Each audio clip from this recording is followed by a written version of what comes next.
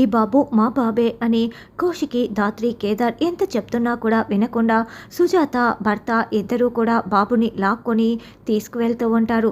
కాదు నా బాబు నా బాబు అని కౌశికి కుప్పకూలిపోతూ ఉంటే, వదిన వాళ్ళు బాబుని ఎత్తుకొని గేటు కూడా దాటలేరు అని ధాత్రి, కేదార్ వెనకాలే పరుగులు పెడుతూ ఉంటారు. ఇక్కడ ఏం జరుగుతోంది అని ఆదిలక్ష్మి అడగటంతో వాళ్ళు బాబుని ఎత్తుకు వెళ్తూ ఉంటే ఈ జగదాత్రి, కేదారు వెనకాలే వెంట పడుతున్నారు.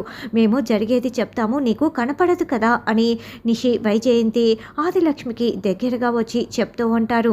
అప్పుడే వాళ్ళ కారు వెళ్తూ ఉంటే కేదార్ వాళ్ళ కారుకి అడ్డుగా నిలబడతారు. ఏంటండి ఇలా అడ్డుకుంటున్నారు, అడ్డు తప్పుకోండి అని సుజాత భర్త అంటారు.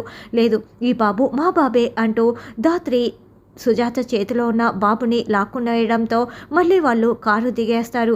ఈ బాబు మీ బాబేనని మాకు పూర్తి క్లారిటీ రావటం లేదు అని ధాత్రి అంటుంది. లేదు మా బాబే, మీకు నిరూపించుకోవాలి అని మేము పోలీస్ స్టేషన్లో కంప్లైంట్ కూడా ఇచ్చాము, ఎఫ్ఐఆర్ కాపీ కూడా చూపించాం కదా అని సుజాత అంటే, లేదు మాకైతే డౌట్గా ఉంది, మేము కొన్ని ప్రశ్నలు అడుగుతాము, వాటికి మీరు సరిగ్గా సమాధానం చెప్తే అప్పుడు ఇస్తాము అని ధాత్రి, కేదార్ చెప్తారు. అమ్మో ఇదంతా నేనే అరేంజ్ చేశానని కౌశికి తెలిస్తే నన్ను జీవితాంతం జైల్లో ఉండేలా చేస్తుంది, ఇప్పటికే ఒకసారి జైలుకు వెళ్ళి వచ్చాను కదా అని ఆదిలక్ష్మి అనుకుంటూ టెన్షన్ పడుతూ వింటూ ఉంటుంది. ఇప్పుడు ఈ బాబు పుట్టిన తేదీ ఎక్కడ, ఏ హాస్పిటల్ డెలివరీ చేశారు, డెలివరీ చేసిన డాక్టర్ నేమ్ ఏంటి అని ధాత్రి అడగటంతో వాటికి వాళ్ళు టకటక సమాధానం చెప్తారు. వెంటనే కేదార్ వాళ్ళు చెప్పిన హాస్పిటల్కి ఫోన్ చేసి ఆ డాక్టర్తో ఫోన్లో మాట్లాడుతూ ఉంటారు. పలానా తేదీన జూలై 4న సుజాత అనే ఆవిడికి మీరు డెలివరీ చేశారా డాక్టర్ గారు చెప్పండి అని కేదార్ అడగడంతో, లేదు నేను అటువంటి ఆవిడికి డెలివరీ చేయలేదు, అసలు నేను ఆ రోజు ఊర్లోనే లేను అని డాక్టర్ చెప్తాడు. అంటే వీళ్ళు అబద్ధం చెప్తున్నారు ధాత్రి, అర్థమైందా అని కేదార్ అంటాడు. వెంటనే వాళ్ళిద్దరూ కేదార్ని తోసేసి పారిపోతూ ఉంటే కేదార్ అసలు వదలకుండా వాడి కాలర్ పట్టుకొని కౌశికి కాళ్ళ దగ్గర పడేస్తాడు. వీళ్ళు అబద్ధం చెప్తున్నారు, చెప్పండి అసలు మీకు ఎవరు ఇదంతా చెప్పి పంపించారు, చెప్తావా లేదా అని కేదార్ వాడిని కుమ్మేస్తూ నిలదీస్తూ ఉంటాడు.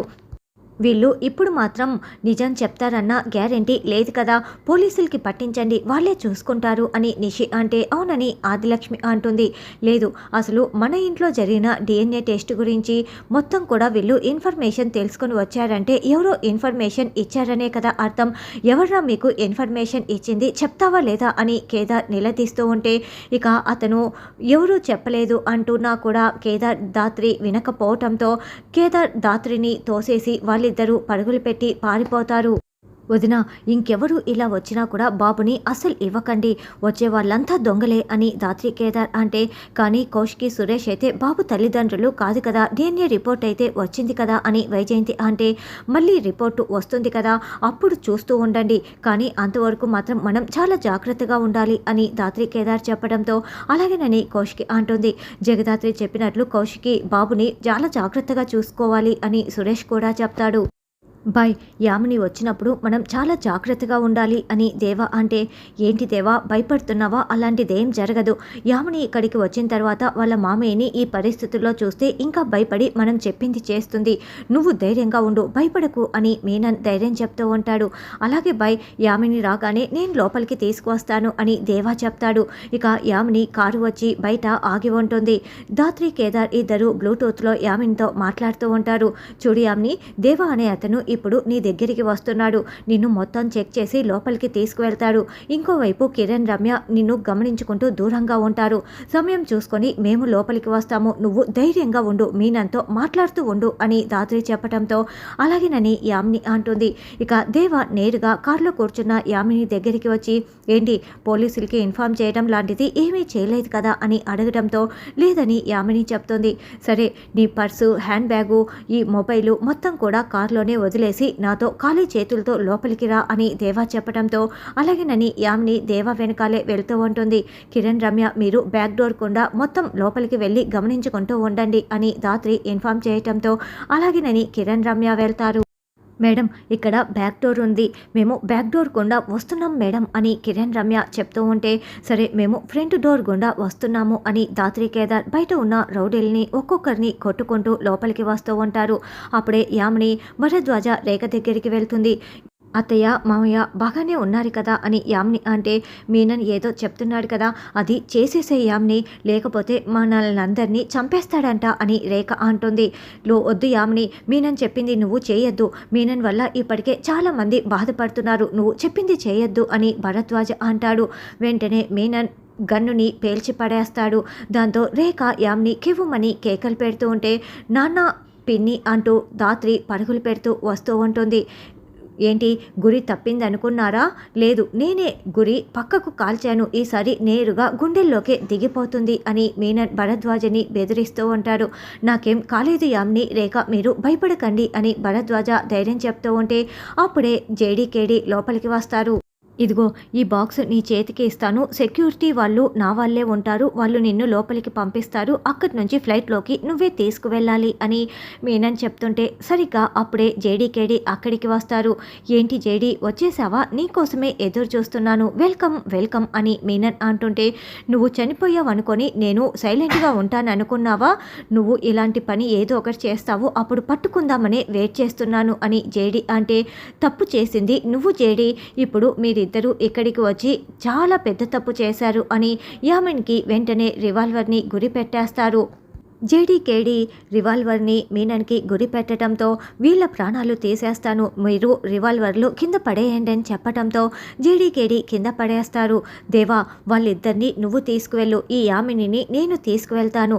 ఒకేసారి ఇద్దరిని, నేను యామినిని, మీరేమో ఈ భరద్వాజ రేఖని చంపేయండి. ఒకేసారి చంపేస్తాం కదా. ఈ జేడీకేడి వీళ్ళని ఎలా కాపాడుతుందో నేను చూస్తాను. వీళ్ళ ముగ్గురిని కాపాడుతానని మాట ఇచ్చింది కదా, పదండి వెళ్దాం అని జేడీకేడిని గదిలోనే లాక్ చేసి వెళ్ళిపోతారు. కిరణ్, రమ్య వచ్చి జేడీకేడి వాళ్ళ డోర్ని ఓపెన్ చేసేస్తారు. మేడం రండి వెళ్దాం, మేము ఇటువైపు వెళ్తాము, మీరు ఇటువైపు వెళ్ళండి అని రమ్య చెప్తే, లేదు, ఇక్కడ లేని కారులో నాన్న పిన్నిని తీసుకువెళ్ళి ఉంటాడు అని జేడీ చెప్పడంతో, అంటే మనం లోపల ఉన్నప్పుడు బ్యాక్ సైడ్ నుంచి ఒక కారు వెళ్తున్న సౌండ్ వచ్చింది, అదేనా జేడీ నువ్వు చెప్తున్నది అని కేదార్ అంటే, అవును, ఖచ్చితంగా ఆ కారులోనే నాన్న పిన్నిని తీసుకువెళ్ళి ఉంటాడు. ఇప్పుడు మీనన్ ఏమో యామినిని ఈ కారులో తీసుకువెళ్లారు అని జేడీ చెప్తే, మేడం మీరు చెప్పింది రాంగ్ అయితే అందరి ప్రాణాలు పోతాయి కదా అని రమ్య అంటే, మీరు ఇటువైపు వెళ్ళండి రమ్య అని రమ్య వాళ్ళని జేడీ పంపించేస్తుంది. మనము వెళ్దాంరా అని కేదార్ చెప్తుంటే, లేదు, వాళ్ళే మనల్ని వెతుక్కుంటూ వస్తారు, చూస్తూ ఉండు కేడీ అని జేడీ అంటుంది. మీనన్ వాళ్ళు మొత్తం 4 కార్లలో వెళ్ళి ఉంటారు. కిరణ్, రమ్య 2 కార్లను ఫాలో అయిపోయి, ఇందులో ఎవరూ లేరు మేడం, మీరు చెప్పిందే కరెక్ట్ అని కిరణ్, రమ్య చెప్తారు. సరే, మా లొకేషన్ని ఫాలో అవుతూ మీరు మా లొకేషన్ దగ్గరికి వచ్చేయండి అని జేడీకేడి ఇద్దరు బైక్లో వెళ్తూ ఉంటారు. మీనన్, ప్లీజ్ నన్ను వదిలేసేయ్ అని యామిని వేడుకుంటూ ఉంటా కూడా మీనన్ అసలు పట్టించుకోకుండా ఒక కొండ ప్రాంతం దగ్గరికి యామినిని తీసుకువెళ్ళి చంపటానికి మీనన్ రెడీ అయిపోతూ ఉంటాడు. యామిని వద్దు వద్దు అని వేడుకుంటూ ఉంటుంది. ఇంకోవైపు దేవా, రౌడీలు భరద్వాజ రేఖని ఒక చోటికి తీసుకువెళ్ళి ఇక చంపటానికి రెడీగా ఉంటే, నువ్వు మమ్మల్ని ఏమీ చేయలేవు బాబు అని భరద్వాజ చాలా ధైర్యంగా చెప్తూ ఉంటారు. సరిగ్గా వాళ్ళని షూట్ చేయబోతూ ఉంటే సరిగ్గా అప్పుడే జేడీకేడి అక్కడికి ఎంట్రీ ఇచ్చేస్తారు. నేను చెప్పాను కదా బాబు, మీరు నన్ను ఏమీ చేయలేరని అని భరద్వాజ అంటాడు. జేడీకేడి దేవ వాళ్ళని మోకాళ్ళ మీద కూర్చోపెడతారు.